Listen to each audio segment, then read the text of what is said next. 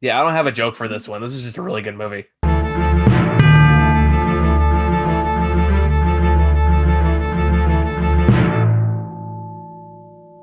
All right, there you go. So, yeah, we're here to talk about one of the lesser known films and probably one like on the most recent slot of Oscar bait, which is Sound of Metal, which if you have not heard of it, is a movie that is currently on Amazon, which I only found out about through Rotten Tomato. I'm not gonna lie, that's how I even found out this movie existed. Um, and it's more like, oh, this has 97%. Sure, we can watch this week. See what happens. Um, for those not aware of this movie, they get a brief synopsis of before we kind of dive into it. I want to try to avoid spoilers at first because I do think it's a movie you should definitely check out. I don't think there's a lot of spoilers you can really give outside of the ending, but we'll have a time to talk about that. Basically, The Sound of Metal is about a heavy drummer for a metal band that one day at a random like just loses his hearing, just like 1 minute's there, the next minute just gone, poof. um and the entire movie is basically is him figuring out how to deal with it, how he overcomes it or wants to overcome it, how he learns to live with it, because he has to go to like basically what boils down to a deaf rehabilitation center, um where basically just have to relearn how to live under this new condition. That's the basic conceit. Story wise, it's a pretty straightforward narrative. Now, how it goes about exploring that narrative is actually very interesting, at least to me. Um, It this movie does a lot of showing, not telling, which not only is appropriate for the concept and the subject matter, but it it was effective filmmaking as well. the filmmaking here is very, very creative and very, very interesting. In Yes. particular, like how they put you in this person's shoes. I'm just gonna IMDb the names because this is a case where I don't want to make fun of it, where I don't need to because I have a lot of respect for this film. And I I didn't catch the names of the leads in this or really any of the cast members that because I don't recognize them. They've done other stuff that I haven't seen, so to my mind, they're relative newcomers. Well, the main character in this is played by Riz Ahmed. I apologize saying that wrong. Who most people recognize as the main villain from Venom.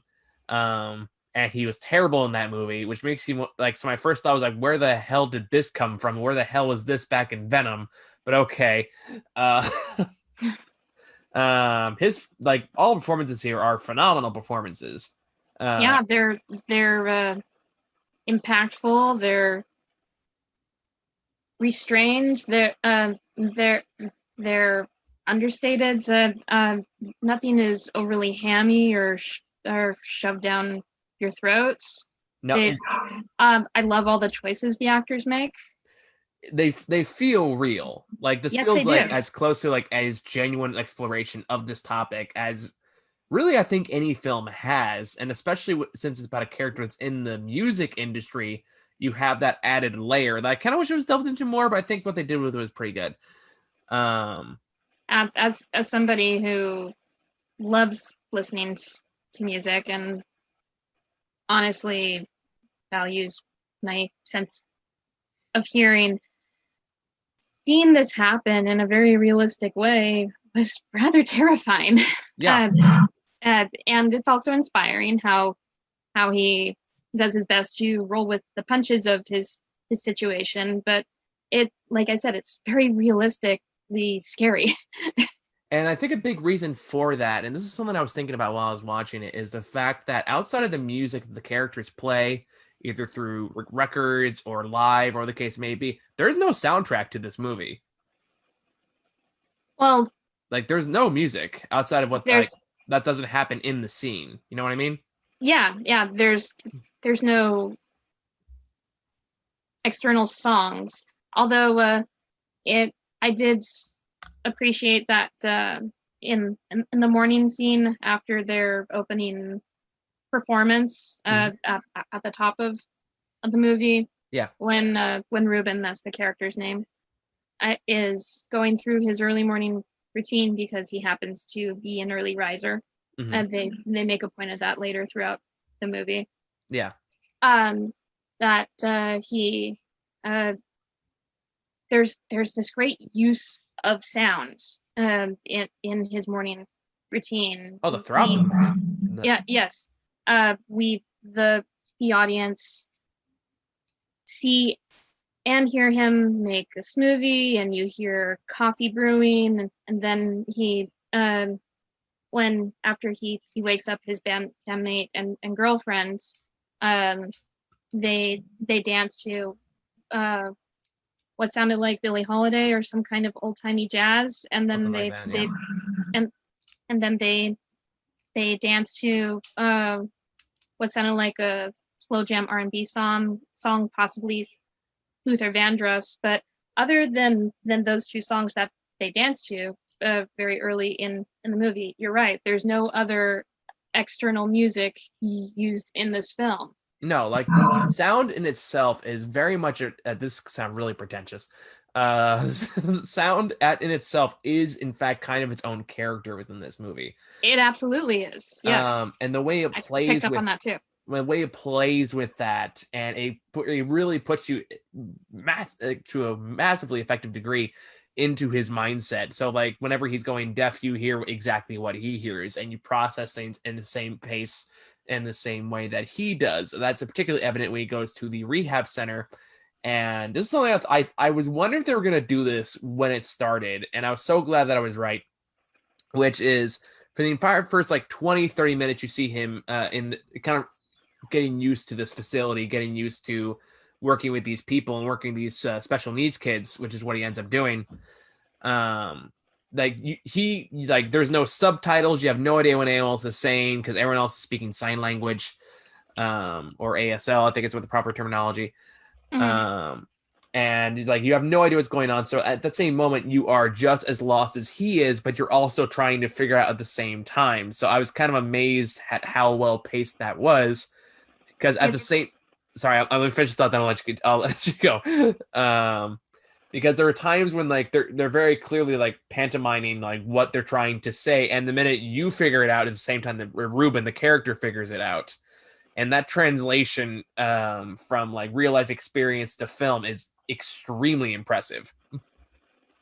Yes, it. I completely agree. It is so smart, and I don't know who directed this, but this this filmmaker uh, does not underestimate their audience. Darius Martyr, Uh, Bravo, sir.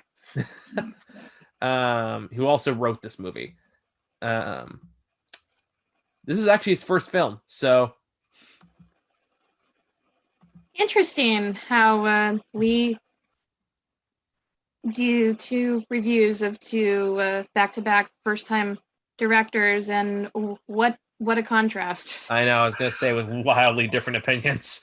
Yes. The only thing he's directed before this was a documentary called Loot, apparently, that came out last year or 2018. Um, That makes a lot of sense because there are uh, some shots that do feel a bit like a docudrama. yeah, there's a little bit of that vibe. And what I also liked is like kind of going back into that whole voice as a character thing is that I was trying to thought, so I got distracted by something. Is that again going back to we understand it as the character understand it is the only time they add subtitles is when he's in there long enough to understand what they're saying. So therefore we get to understand and be a part of that world. That's all part those are all parts of the immersiveness that this movie gives you. So by the time it does get to the more emotional crisis, towards the halfway point, give or take, um like you're thoroughly invested. You feel like you completely understand where he's coming from. You kind of understand where everyone else is coming from too. Which I feel like is that's about as far as I can go without going into spoilers. Do you have anything else to add before we go into spoiler territory? Just that this is one of those superbly crafted films that is definitely worth and would benefit from multiple viewings. because there's a lot to unpack from it that much of which I probably won't think of or touch on in this review because I'm still processing it. I would say it's definitely one of the most unique drama experiences I've had in a film in a long time. Agreed. So for that, like I said, I have a massive amount of respect for what this movie manages to achieve. With what you can tell is a pretty limited budget. Well, Um, they definitely make the most of it. Some of the shots are gorgeous. I would never have guessed that this was a debut directorial effort. oh, for sure. So here from out, we're gonna go into spoilers. So if you don't want anything spoiled for you, I highly recommend this one. This movie is probably my favorite of the year. So I would highly like go check it out. I think it's well worth your time. If you like dramatic art that makes you like that puts you in a headspace that you never really considered, this is a good place to go. Yes, Highly recommend. Um, so it gives you the full range of feels if you're willing to go along for the ride. I think this was a movie where after it was over, I just kind of sat there and was like, I need to take a quiet moment. I think is what Which is apropos. basic. Yeah. Yes. So like any movie that can do that to me is worthy of my respect. So take that for what it's worth. Now going into spoiler, you and I were talking about this a few hours ago. Um, we had a little bit of disagreement in terms of the character Joe. Joe is the Vietnam veteran who ends up kind of leading this facility. He helps people recently who become recently deaf kind of rehabilitate, learn how to live with their condition, and basically learn how to create new life for themselves. And he helps Ruben, who's the main character, kind of figure his shit out, for lack of a better phrase. Now, the main crisis of the movie happens because the minute he realizes he's becoming deaf, he wants to get these implants that are supposed to kind of like replicate hearing, basically. Yeah, to that will trick his brain into thinking that he's hearing.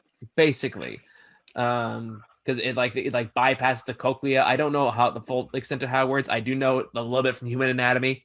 I know enough to know what the cochlea is. I had a pretty good anatomy teacher in high school, so I recall the basics. Asked me to get into the specifics, and I can't, but I remember how it works roughly. But it's basically like past the part that actually processes sound. So that's what I think what it means when it says like it tricks the brain into thinking it's hearing something. Mm-hmm.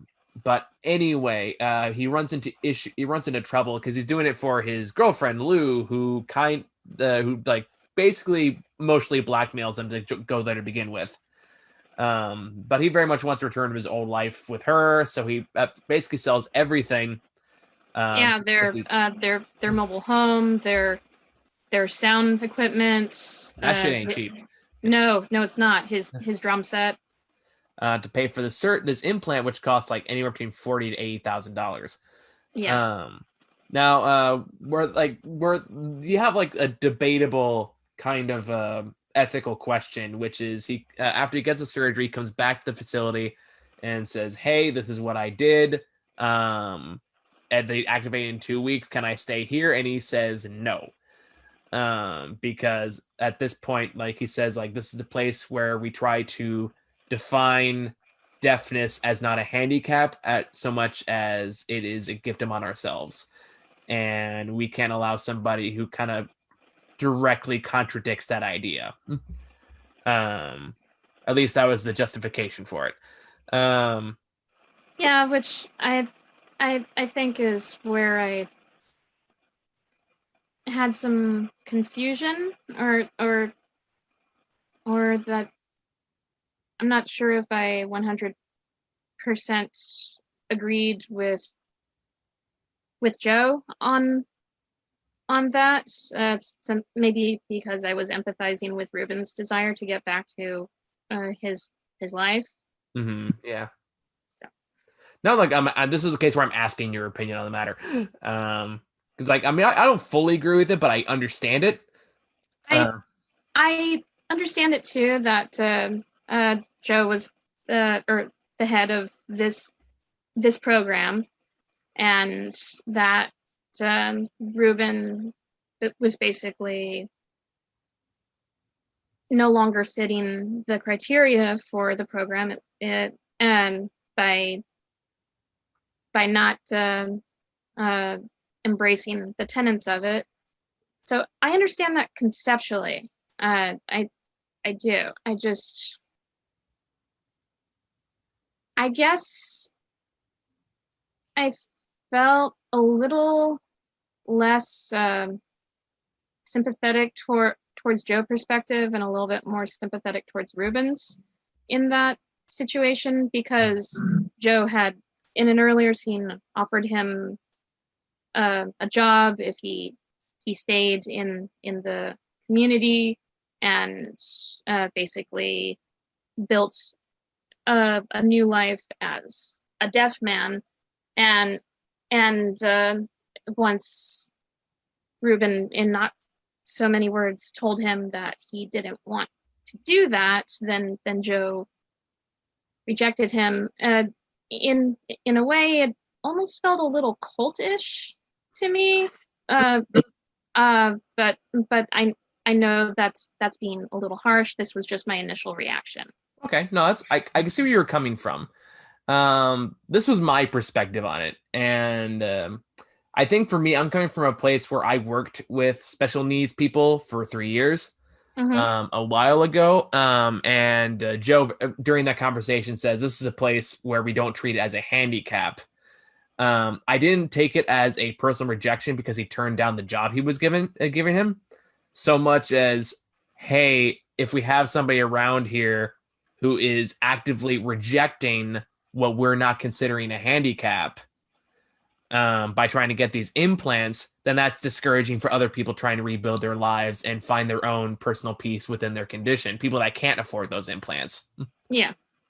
So I interpret it more as a like, I don't want to do this because clearly he cared. Clearly he's very sympathetic, even though he didn't really quite agree with the choice he made. Because it's clear he views it on a very personal level as like, this isn't just a handicap, this is who we are, and it deserves to be treated with respect. It was Uh, very much a community. yeah. So like from that perspective, I don't see so much as it was a cult decision, like how dare you not accept the job I gave you, so much as I feel like you being here with the choices you've made while they are yours to make will negatively impact the morale and the hope that we're trying to inspire in people who don't get that choice. That makes much more sense. So I think that's probably the right takeaway. Like I said, I would need to watch this a few more times to fully wrap my my head around it, and probably my initial impression was a little off the mark. No worries. I mean, like, and even if that's what your opinion was, that's still perfectly fine. Like, we're all entitled to their viewpoint. My viewpoint may not necessarily be correct. Because God knows I've said things that are full of shit. Like, again, Mank last week. Uh, but at least that was my personal takeaway. Because up to that point, it was very much about Ruben finding his place in his community, working with these special needs kids. I did like his interactions with the the kids, especially when they were playing with the drumsticks. The drumsticks. I like the part where he's like with bonding with the kid over the sounds of the slide and stuff like that. Those are all interactions that touched me personally. Again, because I have experience in that field, not necessarily with big people with hearing impairments, but like people with, like, I worked with kids with autism. Which granted they are not the same. I am not equating the two. Let me be perfectly clear. Um, I I was a special needs student myself growing up, and I volunteered for a school year at the daycare center I went to at my old elementary school a long time ago.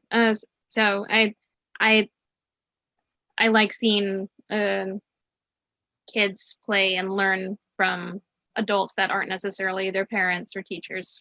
And it's a refreshing perspective on a population you just don't give a lot of thought about. Yes, very much so.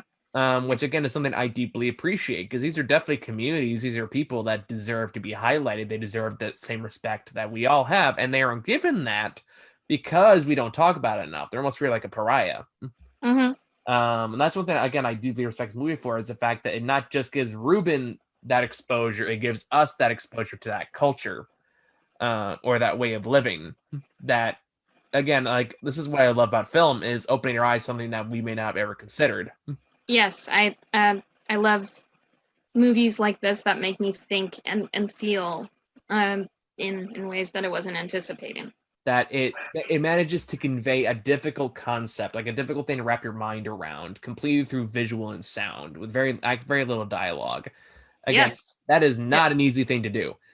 there are some sections of this movie that are almost like a silent movie due to the lack of spoken words.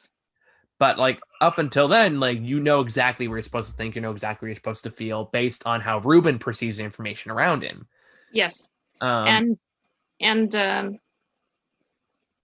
speaking of how he perceives the information around him, and I mentioned this when we touched base a little bit earlier, that there's a slight touch at the very end that I thought was a wonderful kind of cyclical callback and another brilliant use of sound in this movie.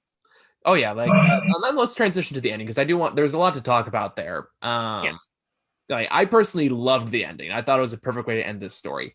yes. Um, I did initially leave it with more questions than answers, but I think that can also be um, a good sign of a, a worthy film and a talented filmmaker. See, that was a case where I didn't feel like there were questions that needed to be answered. I think enough was kind of explained in the subtext to kind of write it off. Let me explain what like for people watching this, I have no idea what we're talking about. Let me just briefly go over. Uh, Yes. so once he gets to implants, about halfway, 3/4 of the way for the movie, he eventually goes into motel for a little while, and before heading back to try to track down his girlfriend again. He eventually does, and they kind of start reconnecting. He's trying to get used to his new implants, which kind of make Which, me like a robot a little bit.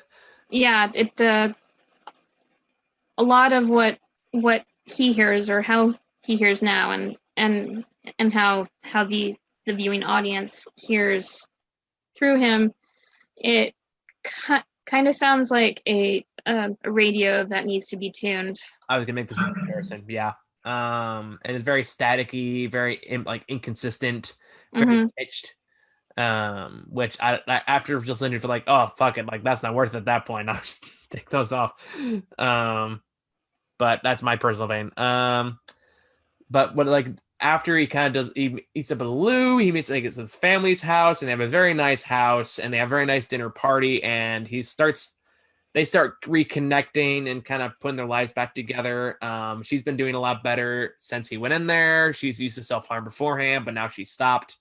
They make a point to mention that a couple times, and it's everything's going well until they're in bed, and he starts talking about going back to their old life with the band. of of touring and performing and recording the metal music that it's implied possibly accelerated his hearing loss. Yeah. So there's that, and then at the same time while it's happening, she starts kind of picking at her skin a little bit on her arm, and he notices, and it's implied, it's not made explicit, but it's implied that he realizes that the old life they lived would just make her more miserable. Um, where he is in his life is not where she is in his life. So he makes a decision to leave, like kind of just leave without leaving a note. Just kind of takes off. And beforehand, we was talking to Joe back at the house. I guess let's call it the house. Joe makes a point to mention that up until then, he's had him come into this room in the morning and just sit and be with himself. And if he couldn't do that, they had to start writing something. And he made a point to mention that in those brief moments when you're allowed to just sit there, that in that kind of perfect silence, then that kind of gets you like as close to his God as you can be. Uh, He wanted Ruben to find a moment of stillness. yes, that's how it was described. Um, and so at the end of the movie, he's sitting like close to like a church, I think, and the church bells start going. At that point, Yes, he decides to take off the implant and enjoy his moment of stillness, and that's when the movie ends. yes, and how he hears the church bells going off sound, at least to me, this is what I took away. Sounded quite a bit like their heavy metal music, uh, as it was filtered through the implants. So one of my takeaways of the ending, or that last action was when he took off the implants. In a way, he was saying goodbye to his previous way of life as a drummer in a metal band, and embracing his new path as a hearing impaired man. I missed that little detail, so I'd have to watch it again to pick up on that. But if that is the case, which I believe you, that would be a very, very nice little detail. I think you're absolutely right. And I love this movie. Kind of, I don't want to say dare to go there, but like I'm glad it ended there because that's one of the case. Like at this point, it's deliberately kind of open ended where he goes from there, but that's also kind of the point.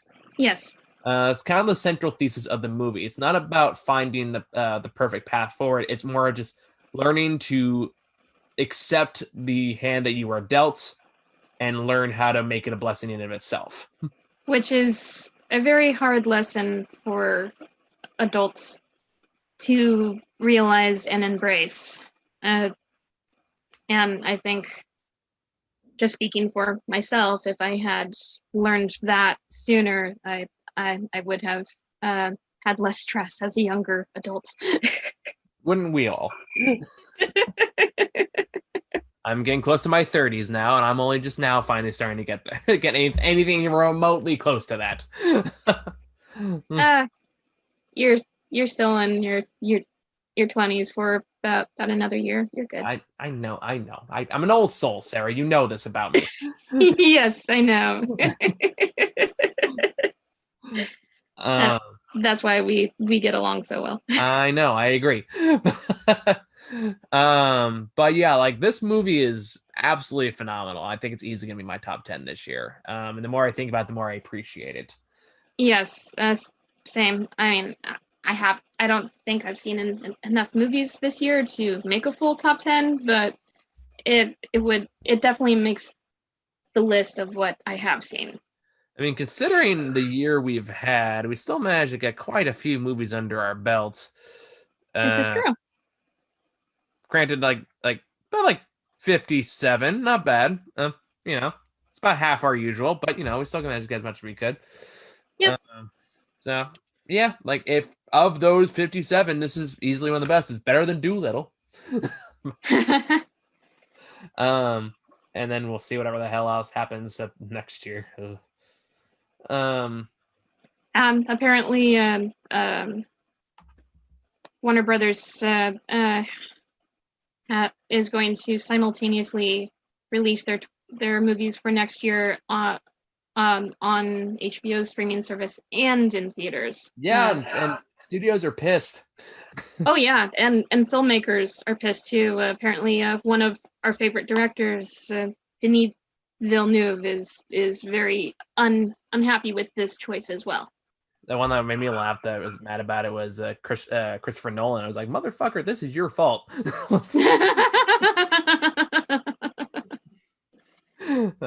But yeah, we'll see what happens. But yeah, if you have Amazon Prime or somebody who does, like this check is this out. I would even yeah, I'd say rent it, even if it's well worth your time. It's beautiful and touching. absolutely no. Like I highly recommend this movie, even if you just want like a different perspective on things or just a different idea on life. Yeah, Um, I have an older cousin who teaches sign language. She's not hearing impaired herself, but Hmm. she has had students who are. I think she'd love this movie. I'd be curious to find out. Um, so yeah, I can't think of anything else to add to this. Do you have anything? No, I've pretty much said all that I can. Any other thoughts that I'll have in the future will require another watch, I think. Fair enough. So I think it's all we have for this. Me and Matt are gonna switch things back up to the Christmas season with the Christmas Chronicles 2 tomorrow. And I just watched the first one yesterday, which made for a very interesting double feature. Uh, and then we still have ones like the Happiest Season. I still got to eventually watch Trial of Chicago 7. I keep meaning to watch it, but I keep forgetting. uh, I'm glad that you said trial and not trail, since There, you gotta stop correcting my spelling, all right? where's I the love fun you, in but it bugs me. I'm sorry. It's okay. I get it from a grammar Nazi standpoint, but at the same time, there's also the part of me that goes like, I know it. I will make an attempt. I appreciate your restraint. Uh, I am interested in Happiest Season. I don't know if it's on a service I have access to. it's on Hulu, I think. Yeah, I don't have Hulu right now. That's okay. Not Uh, in the budget. I get I it. did hear good things about it. Yeah, I've heard it's pretty good. I still want to watch it, if not just for some joy, like this movie I actually like. Oh, I like Jingle Jangle. And then Soul comes out on the 25th. That'll be good. So does Wonder Woman. I've been wanting to see Wonder Woman for months. I might have to see if I have a friend who's willing to drive to San Jose to go to the drive-in there. Yeah, or just like find a friend you can steal HBO Max off of. Uh, That's yeah, an idea too. I'll ask around. but we got our slate full for the next couple weeks, so hopefully we're chipping away at the next couple weeks. So, yeah, and that'll keep it busy, thankfully. So, thank you guys for watching. Make sure to like, subscribe, all that stuff. We are officially monetized again, which I'm very excited about. So, Congratulations! thank you. Make sure to support us as best you can just by watching. And we'll see you guys all next time. Take care.